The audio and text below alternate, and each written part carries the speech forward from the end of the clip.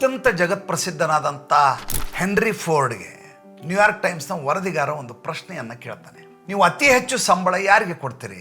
Ford company car ಉತ್ಪಾದನೆಯಲ್ಲಿ number 1 company, ತಮಗೆಲ್ಲ ಗೊತ್ತಿರೋ ವಿಚಾರ. ಹೆನ್ರಿ ಫೋರ್ಡು ನಗ್ತಾನೆ. ನಕ್ಕು, ನೀವು ನನ್ನ ಫ್ಯಾಕ್ಟ್ರಿಗೆ ಬಂದರೆ ಯಾರಿಗೆ ನಾನು ಅತಿ ಹೆಚ್ಚು ಸಂಬಳ ಕೊಡ್ತೀನಿ ಅನ್ನುವಂಥ ವ್ಯಕ್ತಿಯನ್ನು ನಿಮಗೆ ತೋರಿಸ್ಬಿಡ್ತೀನಿ. ನ್ಯೂಯಾರ್ಕ್ ಟೈಮ್ಸ್ನ ವರದಿಗಾರ ಈ ಫೋರ್ಡ್ ಕಂಪ್ನಿಗೆ ಬರ್ತಾನೆ.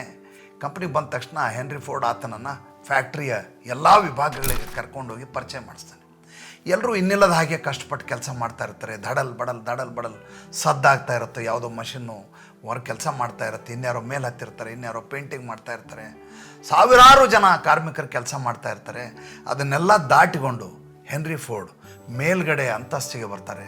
ಅಲ್ಲೊಂದು ದೊಡ್ಡದಾದಂಥ ವಿಶಾಲವಾದಂಥ ಒಂದು ಕ್ಯಾಬಿನ್. ಆ ಕ್ಯಾಬಿನ್ನಲ್ಲಿ ಒಂದು ಈಸಿ ಚೇರಲ್ಲಿ, ಅಂದರೆ ಎಕ್ಸಿಕ್ಯೂಟಿವ್ ಚೇರಲ್ಲಿ ಆರಾಮಾಗಿ ಕಣ್ಣನ್ನು ಮುಚ್ಕೊಂಡು ಆಕಾಶವನ್ನು ನೋಡ್ತಾ ಒಬ್ಬ ಸೂಟ್ ಹಾಕ್ಕೊಂಡಿರುವಂಥ ಯುವಕ ಕಾಲ ಮೇಲೆ ಕಾಲು ಹಾಕ್ಕೊಂಡು ಕೂತಿರ್ತಾನೆ. ಇವರು ಬಂದಿರುವುದನ್ನು ಕೂಡ ಆತ ಗಮನಿಸುವುದಿಲ್ಲ. ಇವರು ಬಂದಿರುವುದು ಆತನಿಗೆ ಲೆಕ್ಕವೇ ಇಲ್ಲ. ಆತ ಎಷ್ಟು ಆರಾಮಾಗಿರ್ತಾನೆ ಅಂದರೆ ಜಗತ್ತಿನ ಯಾವ ಜಂಜಾಟಗಳು ಆತನನ್ನು ಕಾಡ್ತಾ ಇರೋದಿಲ್ಲ. ಆತ ಹಿಂದೆ ಕೈ ಹಾಕ್ಕೊಂಡು ಆಕಾಶವನ್ನು ನೋಡ್ತಾ ಮಲಗಿರ್ತಾನೆ. ಈತನಿಗೆ ನಾನು ಹೈಯೆಸ್ಟ್ ಸ್ಯಾಲ್ರಿ ಕೊಡ್ತೀನಿ ಅಂತ ಹೆನ್ರಿ ಫೋರ್ಡ್ ಈ ನ್ಯೂಯಾರ್ಕ್ ಟೈಮ್ಸ್ನ ವರದಿಗಾರರಿಗೆ ಹೇಳ್ತಾನೆ. ಆಶ್ಚರ್ಯ ಆಗ್ಬಿಡುತ್ತೆ ಅವನಿಗೆ. ಈತ ಏನನ್ನೂ ಮಾಡ್ತಾ ಇಲ್ಲ. ಅಷ್ಟು ಜನ ಕೆಲಸ ಮಾಡ್ತಾ ಇದ್ದಾರೆ. ಹೋಗಲಿ, ಸಿಸ್ಟಮ್ ಇಟ್ಕೊಂಡು ಬೇರೆ ಕೆಲಸಗಳನ್ನಾದರೂ ಮಾಡಬೇಕು, ಅದನ್ನೂ ಮಾಡ್ತಾ ಇಲ್ಲ. ಬಂದವ್ರ ಬಗ್ಗೆ ಗಮನ ಇಲ್ಲ. ಈತನಿಗೆ ಯಾಕೆ ಅಷ್ಟು ಸಂಬಳ ಕೊಡ್ತೀರಿ? ಅದಕ್ಕೆ ಹೆನ್ರಿ ಫೋರ್ಡ್ ನಗ್ತಾ ಒಂದು ಮಾತು ಹೇಳ್ತಾನೆ. ನೀನು ಆಲೋಚನೆಯನ್ನು ಮಾಡು, ಐಡಿಯಾಗಳನ್ನು ಮಾಡು. ನೀನು ಮಾಡುವ ಐಡಿಯಾಗಳು ಬೆಲೆಯನ್ನು ಕಟ್ಟಲಾರದಂಥವು, ಅವು ಅಮೂಲ್ಯವಾಗಿರುವಂಥವು, ಪ್ರೀಷಿಯಸ್ ಆಗಿರುವಂಥವು. ನೀ ಐಡಿಯಾ ಮಾಡಲಿಕ್ಕಾಗಿ ನಿನ್ನನ್ನು ಕೂಡಿಸಿದ್ದೇನೆ. ಐಡಿಯಾ ಮಾಡಿ ನನಗೆ ಹೇಳು, ಐಡಿಯಾನ ನಾನು ಎಕ್ಸಿಕ್ಯೂಟ್ ಮಾಡ್ತೀನಿ. ಆದ್ದರಿಂದ ಆತನನ್ನು ನಾನು ಯಾವುದೇ ಜಂಜಾಟ ಇರಲಾರದಂಥ ಈ ಜಾಗದಲ್ಲಿ ಅತ್ಯಂತ ಪ್ರಶಸ್ತವಾಗಿ, ಅತ್ಯಂತ ಆರಾಮದಾಯಕವಾಗಿ, ಅತ್ಯಂತ ಖುಷಿಯಾಗಿ, ಸುಖದಾಯಕವಾಗಿ ಆತನನ್ನು ಇಟ್ಟಿದ್ದೇನೆ. ಒಂದು ಪ್ರಶ್ನೆಯನ್ನು ಕೇಳ್ತಾರೆ, ಏನಂತ? ಜಗತ್ತಿನಲ್ಲಿ ಅಮೂಲ್ಯವಾದಂಥ ಜಾಗ ಯಾವುದು?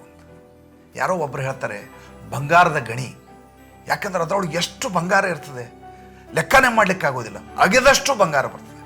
ಅದಕ್ಕಿಂತ ಅಮೂಲ್ಯವಾದದ್ದು ಯಾವುದೂ ಇಲ್ಲ. ಇನ್ನೊಬ್ರು ಹೇಳ್ತಾರೆ, ಇಲ್ಲ, ಪೆಟ್ರೋಲಿಯಂ ತೈಲ ಬಾವಿಗಳಿರ್ತಾವಲ್ಲ, ಅದು ಅತ್ಯಂತ ಅಮೂಲ್ಯವಾದದ್ದು. ಒಬ್ಬ ಜಾಣ ಹೇಳ್ತಾನೆ, ಏನಂದರೆ ಈ ರುದ್ರಭೂಮಿ ಇದೆಯಲ್ಲ, ಸ್ಮಶಾನಕ್ಕಿಂತ ಅಮೂಲ್ಯವಾದದ್ದು ಯಾವುದೂ ಇಲ್ಲ. ಎಲ್ರಿಗೂ ಅಚ್ಚರಿ ಆಗ್ಬಿಡ್ತದೆ. ಅಲ್ಲ ರೀ, ಸ್ಮಶಾನದಲ್ಲಿ ಏನೂ ಇಲ್ಲ. ಅಲ್ಲಿ ಸಾವನ್ನು ಬಿಟ್ಟರೆ, ಹೆಣಗಳನ್ನು ಬಿಟ್ಟರೆ ಏನೂ ಇಲ್ಲ. ಇಲ್ಲ ಸ್ವಾಮಿ, ಅಲ್ಲಿ ಕೆಳಗಡೆ 3 ಅಡಿ ಒಳಗಡೆ ಕೋಟ್ಯಾಂತರ ಕನಸುಗಳನ್ನ ಮುಚ್ಚಿ ಹಾಕಲಾಗಿದೆ. ಆ ಎಲ್ಲ ಕನಸುಗಳು ಒಂದು ಕಾಲಕ್ಕೆ ಏನನ್ನಾದರೂ ಸಾಧಿಸಬೇಕು ಅಂತ ತಪನೆಯಲ್ಲಿದ್ದು, ಅವು ಯಾವ ಕೆಲವು ಸಾಕಾರ, ಅದು ಕೆಲವೊಂದು ಸಾಕಾರ ಆಗಲೇ ಇಲ್ಲ. ಜನ ಏನಂತಾರೆ ಅಂತ ಎಷ್ಟೋ ಮಾಡಲೇ ಇಲ್ಲ. ಅವೆಲ್ಲವೂ ಅಲ್ಲಿ ಹುಗಿಯಲಾಗಿದೆ. ಅದಕ್ಕಿಂತ ಅಮೂಲ್ಯವಾದಂಥ ಜಾಗ ಯಾವುದಿದೆ? ನಮ್ಮ ಜೀವನದಲ್ಲಿ ಇಂಥ ಎಷ್ಟೋ ಕನಸುಗಳಿರ್ತವೆ. ಯಾರು ಏನಂತಾರೋ ಅಂತ ನಾವು ಮಾಡೋದೇ ಇಲ್ಲ.